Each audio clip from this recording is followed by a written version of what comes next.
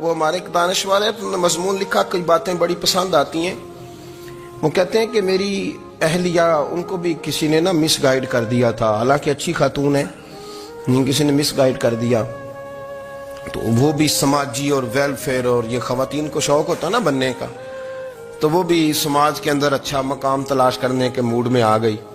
تو کہیں ایک دن جانا تھا تو بڑی بن سور کے میرے ساتھ وہ گاڑی میں بیٹھ گئی. تو میں گاڑی میں، عورتوں کو یہ بھی مسئلہ ہوتا ہے نا کہ ہماری تعریف کرو، تو کئی دفعہ بعد مردوں بیچاروں کو جھوٹ بولنا پڑتا ہے، تو زبردستی کراتی ہیں نا جی.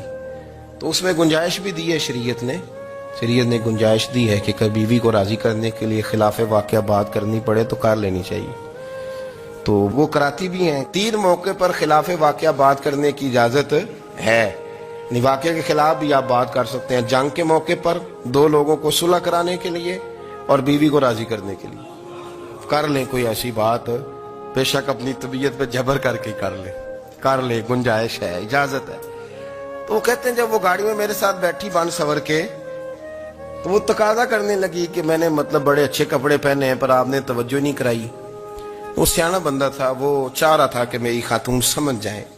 وہ کہتے ہیں مجھے پتا تھا کہ بیچاری مس گائیڈ ہو گئی ہے، دل کی بڑی اچھی ہے، سیانی ہے، لیکن اس کو کچھ خواتین نے، کچھ لوگوں نے مل کے اس کو ذہن غلط کر دیا ہے کہ سماج میں نکلو، باہر جاؤ، کام کرو، فلاں کرو، اپنی مرضی سے جیو.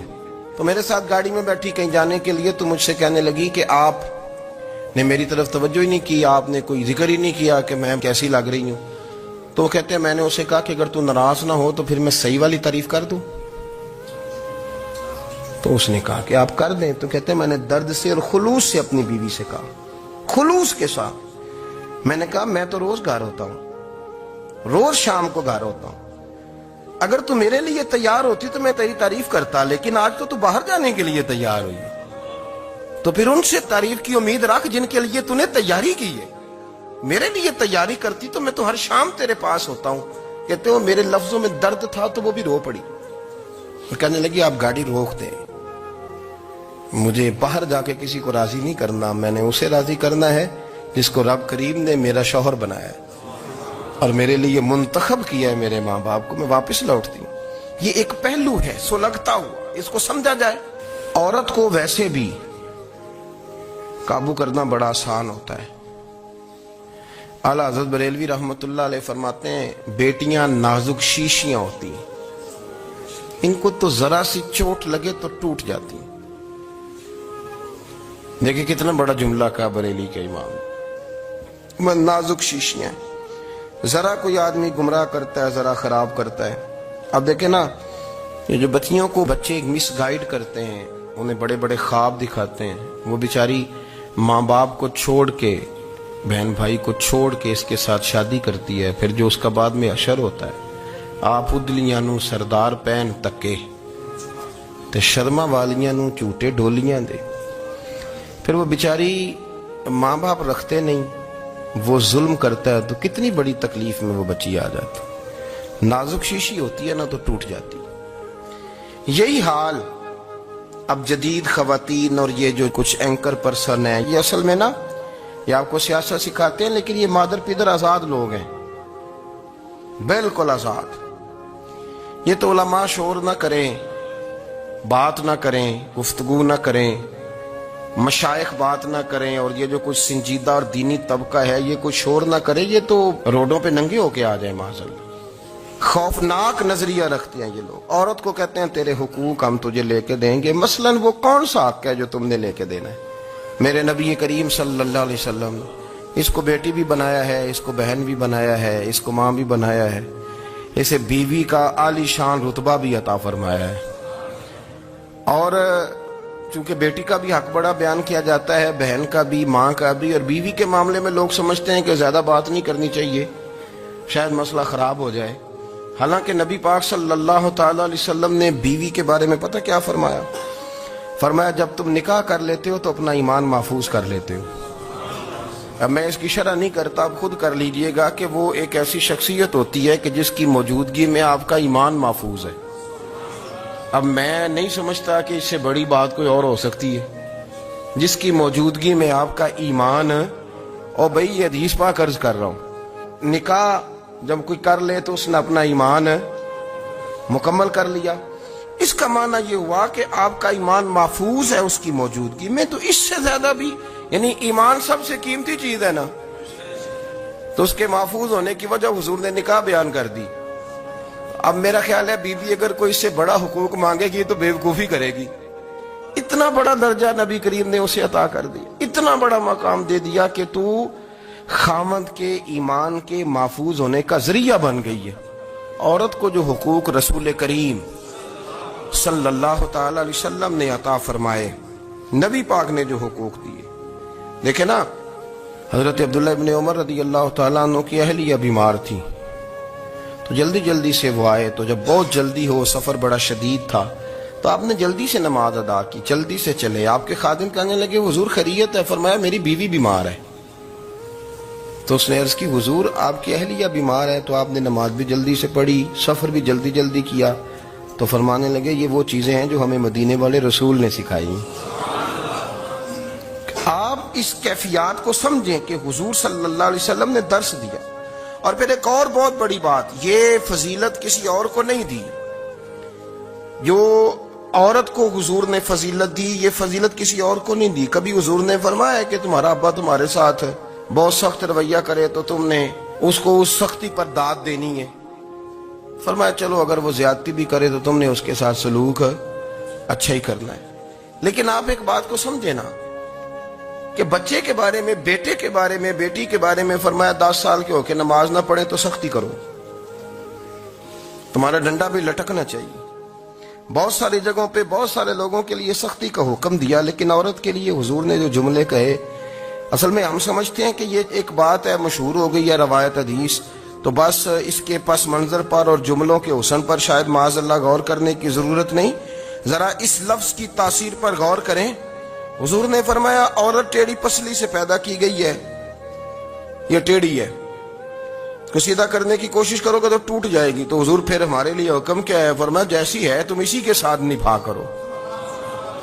آپ سمجھیں کہ اتنا محفوظ حضور نے درجہ دے دیا بی بی کو, اتنا محفوظ کہ فرمایا غلطی بھی ہو تو میرے غلاموں تم اس کے ساتھ نبھا کرو, گزارا کر لو.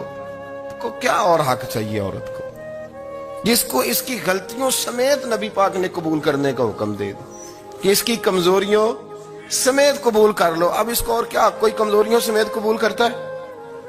کبھی آپ دکان پہ بیٹھے ہو تو آپ کہیں بھی اس میں یہ بھی غلطی, میرے مال میں یہ بھی کمزوری ہے, یہ بھی کمزوری ہے, یہ بھی کمزوری ہے, تو کر لے قبول. کرتا ہے کوئی؟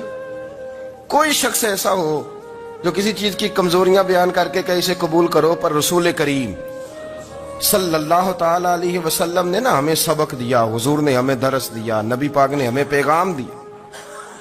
فرمایا یہ ٹیڑھی ہے, سیدھی کرنے کی کوشش کرو گے تو بیچاری ٹوٹ جائے گی, تو اس کے ساتھ نبھا کر جاؤ. آپ میری بات کو سمجھیے گا. چلیں میں اس پر ایک اور بخاری مسلم کی حدیث پڑھتا ہوں. حضرت سلمان فارسی رضی اللہ تعالیٰ عنہ اور حضرت ابو دردہ کے درمیان بھائی چارہ تھا. مکے سے مدینے جب لوگ آئے تو حضور نے بھائی بھائی بنایا تھا. ان کے درمیان بھائی چارہ تھا, تو ابھی پردے کی آیات نازل نہیں ہوئی تھیں, تو لوگ ایک دوسرے کی طرف جاتے تھے. حضرت سلمان فارسی رضی اللہ تعالیٰ عنہ حضرت ابو دردہ رضی اللہ تعالیٰ عنہ کے گھر میں تشریف لے گئے, تو دیکھا کہ ان کی بیوی بڑی غمگین بیٹھی ہیں. تو ہم نے فرمایا بہن کیا ہوا؟ تو کہنے لگی تمہارے بھائی کو دلچسپی کوئی نہیں رہی, ہر روز روزہ رکھ لیتا ہے اور ساری رات نفل پڑھتا ہے. حضرت سلمان فارسی کہنے لگے ٹھیک ہے کر لیتے ہیں بندوبست. نماز دین ہے کہ نہیں؟ دین ہے نا یہ چیزیں. لیکن حضرت سلمان فارسی جناب ابو دردہ سے کہنے لگے آج میں نے تیرے گھر میں رہنا رات کو, کیونکہ وہ تو ساری رات نماز پڑھتے تھے, نفل پڑھتے تھے. انہوں نے کہا ٹھیک ہے. ایک بستر لا کے بچھا دیا حضرت سلمان فارسی کے لیے. سلمان فارسی فرمانے لگے دوسرا بھی لا. کہا وہ کیا کرنا ہے؟ فرمانے لگے تو نے بھی سونا ہے, میں نے بھی سونا ہے, تو نے بھی سونا ہے. عشاء پڑھیں گے اور پھر دونوں سوئیں گے. کہا میں نے تو نماز پڑھنی ہے. فرمایا تہجد کے وقت اٹھ کے پڑھیں گے, اللہ کے رسول بھی رات آخری حصے میں جا کے نماز پڑھتے. ادھر ساتھ سلا لیا. وہ تھوڑی کو دیر سوئے, اب عادت تھی ساری رات اٹھنے کی, ذرا اٹھنے لگے بستر سے. تو حضرت سلمان فارسی فرمایا چپ کر کے سو جا, وہ بڑی رات پڑی ہوئی, چپ کر کے سو جا. وہ لیٹ گئے, پھر اٹھنے لگے. تو فرمایا سو جا چپ کر کے, بڑا ٹائم ہے. سحری کے وقت اٹھے, نفل پڑھے. ان کا ارادہ تھا روزہ رکھنے کا, تو فرمانے لگے کل رکھا تھا نا, नफली रोजा जी रखा था, परसों भी रखा था, तरसों भी रखा था, फरमाया आज नहीं रखना, आज मैं तेरा मेहमान हूं, सारा दिन इकट्ठे मिल के रोटियां खाएंगे, आज नहीं रोजा रखना, सिला दिया।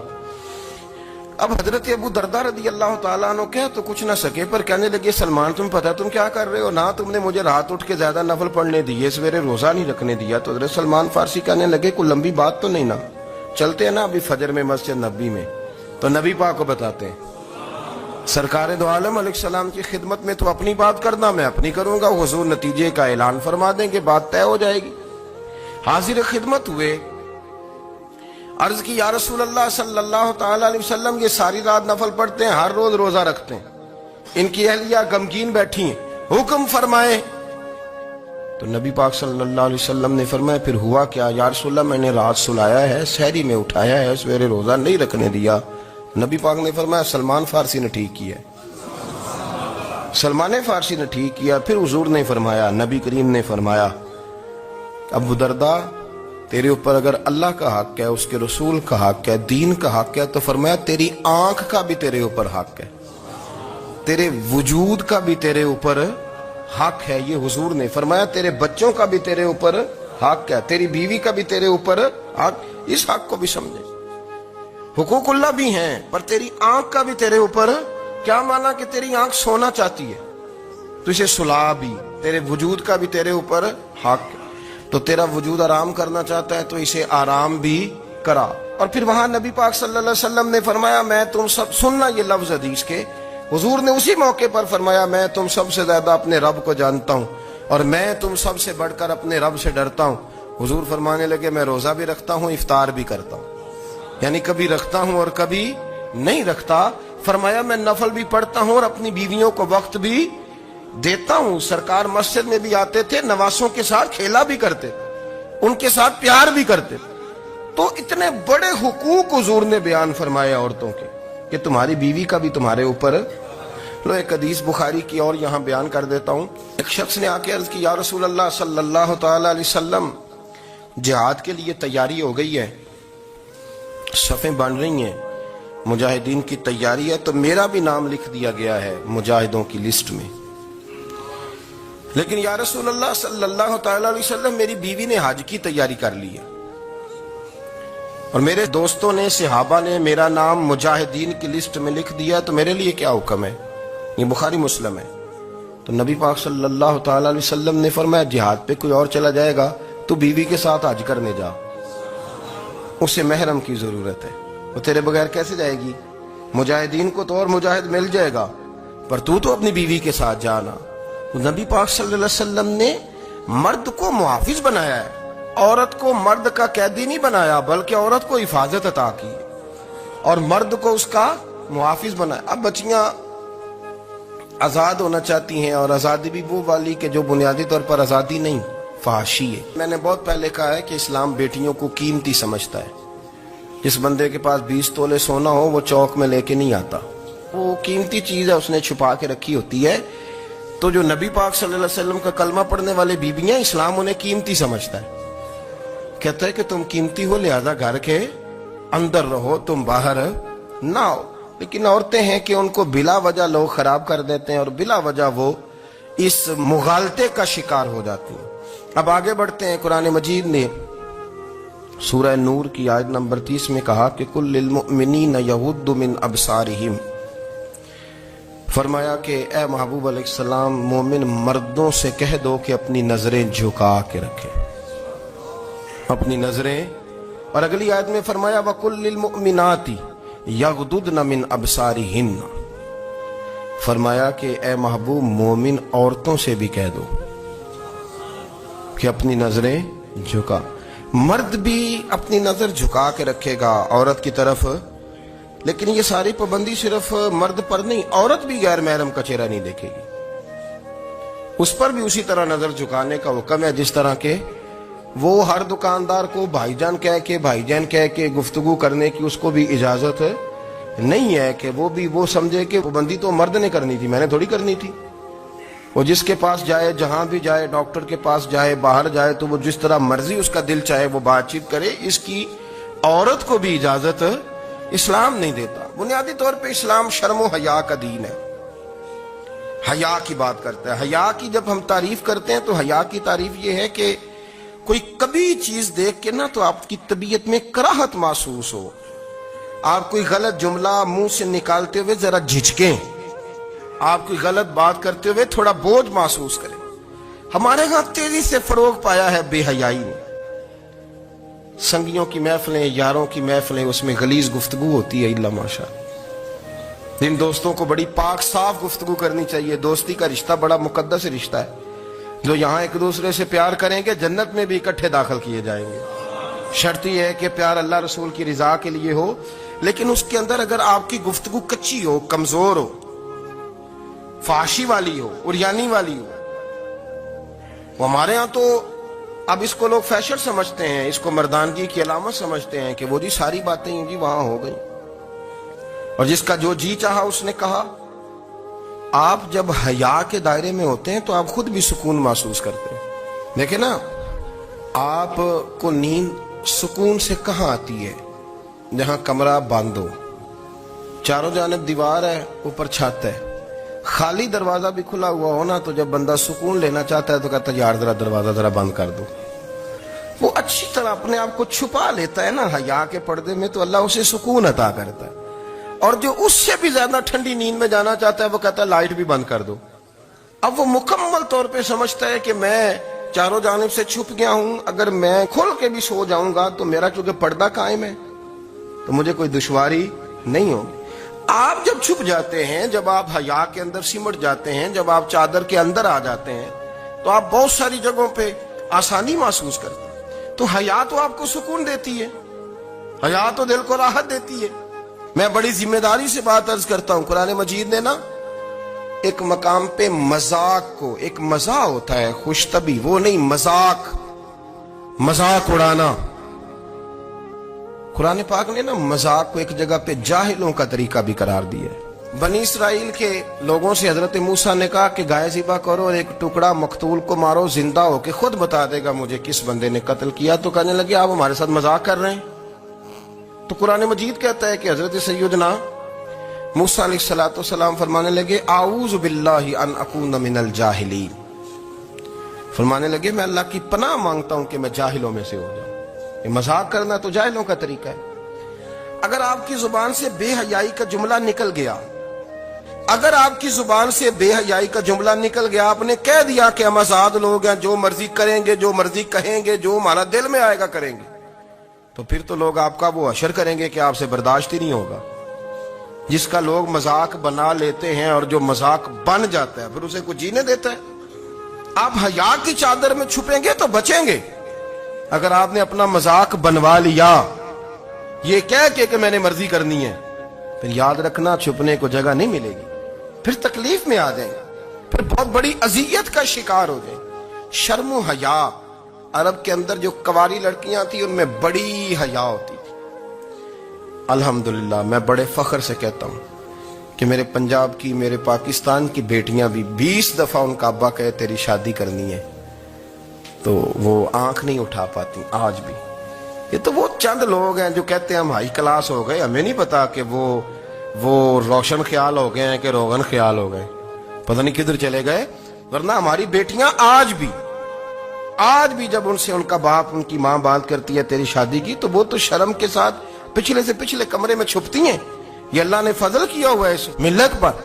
تو عرب کی لڑکی بڑی حیا والی ہوتی تھی، اس سے کوئی بات کرنی پڑتی تھی تو 20 دفعہ بات کی جاتی، پھر بھی وہ عورت چھپتی پھرتی تھی۔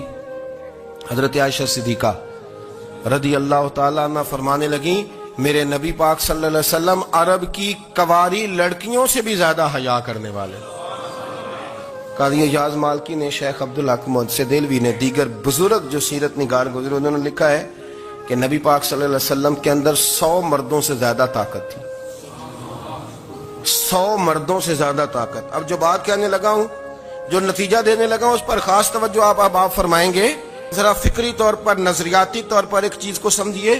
ہم سمجھتے ہیں کہ جوان لڑکا ہے جی جو مرضی کرے، عمر ہے جی۔ آپ ذرا بات پر غور کیجئے گا کہ حضور صلی اللہ علیہ وسلم میں طاقت 100 مردوں سے زیادہ ہے، اور حیا کواری لڑکیوں سے بھی زیادہ ہے. ذرا اس بات کا تقابلی جائزہ کیجئے گا کہ طاقت 100 مرد